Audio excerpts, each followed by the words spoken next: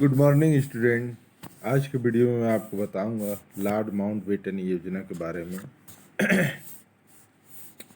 इसके पहले वाले वीडियो में हमने देखा था कैबिनेट मिशन, अंतरिम सरकार और बहुत सारी योजनाएं भारत विभाजन के समय 1942 से लेकर 46-47 तक के चला। तो आइए देखते हैं लॉर्ड माउंटबेटन की योजना। 24 मार्च 1947 को लॉर्ड माउंटबेटन ने भारत के वायसराय के पद को ग्रहण किया।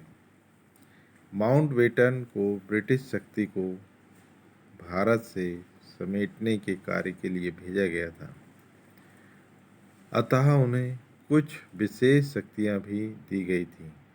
इन शक्तियों के प्रयोग व अपने प्रभावशाली व्यक्तित्व से माउंटबेटन अपने इस कार्य को करने में सफल रहे। माउंटबेटन को भारत में कार्यभार संभालते ही पता चल गया कि कांग्रेस और मुस्लिम लीग में समझौता होना अत्यंत कठिन है। माउंटबेटन विभिन्न दलों के नेताओं, प्रांतीय गवर्नरों से विचार विमर्श तथा सांप्रदायिक दंगों को दृष्टिगत रखते हुए इस निष्कर्ष पहुंचा कि शक्ति हस्तांतरण के कार्य को इटली की घोषणा में बताई गई अवधि जून 1948 तक नहीं रोका जा सकता, अपितु यह कार्य 1947 के अंत तक हो जाना चाहिए। माउंटबेटन ने यह भी निष्कर्ष निकाला कि भारत की भौगोलिक एकता को कायम रखना संभव नहीं है। माउंटबेटन को ज्ञात था कि पाकिस्तान बनाने की योजना उचित नहीं है और न ही इससे सांप्रदायिकता की समस्या को दूर किया जा सकता है। इससे हिंदुओं व मुसलमानों के सुदीर्घ काल के हितों की हानि होगी तथा भारत की अंतर्राष्ट्रीय प्रतिष्ठा भी कम हो जाएगी। किंतु फिर भी माउंटबेटन ने भारत के विभाजन का निर्णय लिया। गांधी जी और कांग्रेस के अन्य नेता किसी शर्त पर भारत के विभाजन को मानने के लिए तैयार न थे। गांधी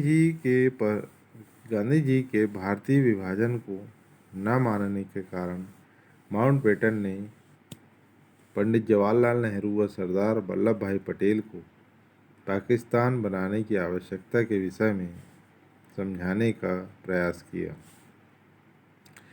प्रारंभ में ये दोनों नेता भी इस बात को मानने के लिए कदापि तैयार न थे, किंतु अंततः विभिन्न कारणों से इन्होंने भारत के विभाजन को दुखी मन से स्वीकार कर लिया।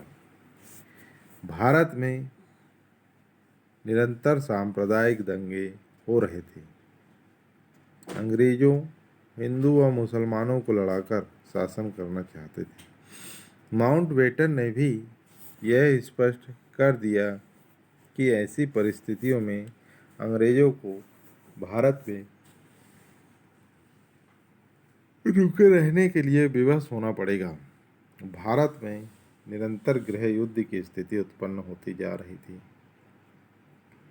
वीपी मेनन ने भी पंडित नेहरू व सरदार पटेल को समझाया कि गृह युद्ध की अपेक्षा विभाजन स्वीकार कर लेना अच्छा है। सरदार पटेल को यह विश्वास होने लगा कि यदि विभाजन न किया गया तो भारत एक नहीं अनेक टुकड़ों में बढ़ सकता है। अंतरिम सरकार के समय कांग्रेस ने मुस्लिम लीग के साथ शासन करने की व्यावहारिक समस्याओं का सामना किया था, अतः सरदार पटेल यह सोचने पर विवश हुए कि यदि शरीर का एक अंग खराब हो जाए तो उसे शीघ्र छुटकारा पाना ही उचित है। भारत की रक्षा के लिए मुस्लिम लीग को कुछ भाग देकर उससे छुटकारा पाना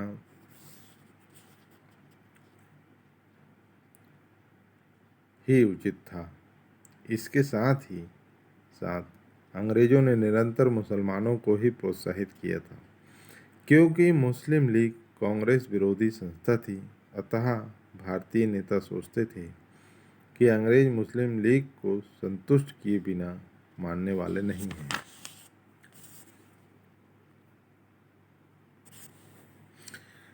जिन्ना जिन्ना भी पाकिस्तान के अतिरिक्त किसी बात को मानने के लिए तैयार न थे तथा वह अंग्रेजों के प्रोत्साहन से लाभ उठा रहे थे। कांग्रेसी नेता अपनी मांगों को स्वीकार करने के लिए जिन्ना भी सदैव खुशामद करते थे, जिससे वह और भी अभिमानी व हठी हो गए। मौलाना आज़ाद, सरदार पटेल व अन्य नेताओं ने गांधी जी को जिन्ना से बार बार मिलने से रोका भी था, किंतु गांधी जी ने सदैव यह कहकर इस बात को टाल दिया कि उनका संघर्ष जिन्ना से नहीं वरन अंग्रेजों से है। जिन्ना ने कांग्रेस की इस नीति से लाभ उठाया। जिन्ना को यह भ्रम हो गया था कि उसे संतुष्ट किए बिना कांग्रेस को कोई सफलता मिलना कठिन है। अतः पंडित जवाहरलाल नेहरू, सरदार पटेल समझ गए कि जिन्ना अपनी मांगों से हटने वाला नहीं है तथा भारत की सुरक्षा व स्वतंत्रता के लिए माउंटबेटन की बात मान लेना ही ठीक है। माउंटबेटन ने स्वयं पंडित जवाहरलाल नेहरू को समझाया कि मुस्लिम लीग व कांग्रेस में पारस्परिक सहयोग संभव नहीं है, अतः पाकिस्तान बनने को स्वीकार कर शेष भारत को संगठित व शक्तिशाली बनाना ही ठीक है।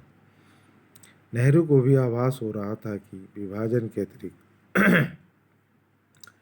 राजनीतिक गतिरोध को दूर करने का कोई अन्य रास्ता नहीं है। उन्होंने इस बात को स्वीकारते हुए कहा, यह स्थितियों की विशेषताएं हैं तथा यह महसूस किया जा रहा है कि जिस मार्ग का हम अनुसरण कर रहे हैं उसके द्वारा गतिरोध दूर नहीं किया जा सकता। हमें देश का विभाजन स्वीकार करना पड़ा। पंडित गोविंद बल्लभ पंत ने भी कहा, आज हमें पाकिस्तान व आत्महत्या में से एक को चुनना है। मौलाना आज़ाद व गांधी जी भारत के विभाजन के लिए किसी मूल्य पर तैयार न थे, किंतु पंडित नेहरू, सरदार पटेल, माउंटबेटन तथा बीपी मेनन के समझाने पर अंततः गांधी जी भारत के विभाजन के लिए दुखी मन से तैयार हुए। माइकल ब्रेचर ने लिखा है, कांग्रेसी नेताओं के सम्मुख सत्ता के प्रति आकर्षण भी था। इन नेताओं ने अपने राजनीतिक जीवन का अधिकतर भाग अंग्रेजी सत्ता का विरोध करने में ही बिताया था और अब वे स्वाभाविक रूप से सत्ता के प्रति आकर्षित हो रहे थे। कांग्रेसी नेता सत्ता को चख चुके थे और विजय की घड़ी में इससे अलग होने की इच्छुक न थे। इस प्रकार माउंटबेटन ने कूटनीति का परिचय देते हुए कांग्रेस के नेताओं को मानसिक रूप से भारत के विभाजन के लिए तैयार कर लिया। तत्पश्चात उसने अपने व्यक्तिगत सहायकों को एक योजना बनाने के लिए कहा। उल्लेखनीय है कि वायसराय के संवैधानिक सलाहकार वीपी मेनन को योजना बनाने के कार्य में सम्मिलित नहीं किया गया। लॉर्ड माउंटबेटन की यह नीति उनकी एक भूल थी, क्योंकि जिन्हें यह कार्य सौंपा गया था वे पाकिस्तान बनाने में विश्वास रखने वाले लोग थे, अतः उनकी बनाई योजना कांग्रेस को कैसे मान्य होगी। माउंटबेटन को यह सोचना चाहिए था। माउंटबेटन की इस योजना का तीव्र विरोध किया गया। नेहरू व जिन्ना दोनों ने ही इसकी आलोचना की। कांग्रेस पंजाब और बंगाल के विभाजन पर जोर दे रही थी, किंतु जिन्ना इससे मानने को तैयार न थे। साथ ही 5-6 प्रांतों व तटस्थ क्षेत्र बफर जोन की मांग भी अब मुस्लिम लीग करने लगी थी। माउंटबेटन की इस योजना की नेहरू द्वारा कटु आलोचना किए जाने तथा उसमें निहित दोषों की और पत्र द्वारा माउंटबेटन को अवगत कराने पर माउंटबेटन ने इस योजना को रद्द कर दिया तथा दूसरी योजना बनाने के लिए वीपी मेनन से कहा। योजना तैयार होने पर माउंटबेटन ने पंडित नेहरू, पटेल, जिन्ना, लियाकत अली व सरदार बलदेव सिंह से विचार विमर्श किया। इस योजना में पाकिस्तान बनाना मान लिया गया। अतः सिख नेता ने स्वतंत्र सिख राज्य बनाए जाने की मांग की, किंतु माउंटबेटन शीघ्रतापूर्व इस योजना को लागू करना चाहते थे। अतः उन्होंने सिख नेताओं की बात को अस्वीकार कर दिया। तत्पश्चात वायसराय माउंटबेटन प्रधानमंत्री से विचार करने लंदन गए। 31 मई 1947 को भारत वापस आए। 2 जून 1947 को उन्होंने पंडित नेहरू, आचार्य कृपलानी, पटेल, जिन्ना, लियाकत अली, अली खां, अब्दुल निस्तर तथा बलदेव सिंह से विचार विमर्श किया।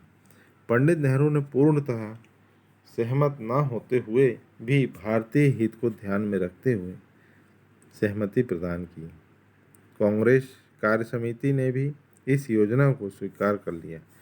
कम्युनिस्ट व अन्य वामपंथी दलों ने इस योजना को कटु आलोचना की, क्योंकि इसके द्वारा भारत का विभाजन किया जाना था।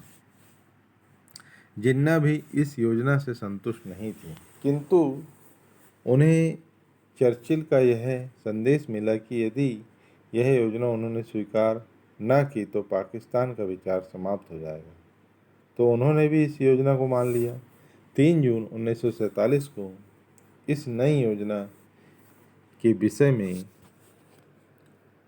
माउंटबेटन, नेहरू, जिन्ना, बलदेव सिंह ने आकाशवाणी से घोषणा की। इस प्रकार भारत स्वतंत्रता की ओर अग्रसर होने लगा। इस योजना की प्रमुख धाराएं इस प्रकार हैं। संविधान सभा द्वारा पारित भारत के उन भागों पर नहीं होगा जो इसे मानने को तैयार न होंगे। दूसरा, पंजाब व बंगाल की विधानसभा मुस्लिम व गैर मुस्लिम जिलों के आधार पर 2 भागों में विभाजित की जाएगी। उत्तर पश्चिमी सीमा प्रांत में जनमत द्वारा यह ज्ञात किया जाएगा कि वह भारत के किस भाग के साथ रहना चाहते हैं। अगला है, असम के सिलहट जिले में भी इसी प्रकार के जनमत के द्वारा निर्णय किया जाएगा। और 5वां और अंतिम योजना जो थी, सर्वश्रेष्ठता की शक्ति भारतीय राजाओं को पुनः दे दी जाएगी। इस तरह से लॉर्ड माउंटबेटन ने भारत विभाजन की योजना तैयार की और उसने किस प्रकार से कूटनीति का सहारा लेते हुए भारत के 2 टुकड़े कर दिए, एक पाकिस्तान बना और दूसरा हिंदुस्तान। धन्यवाद।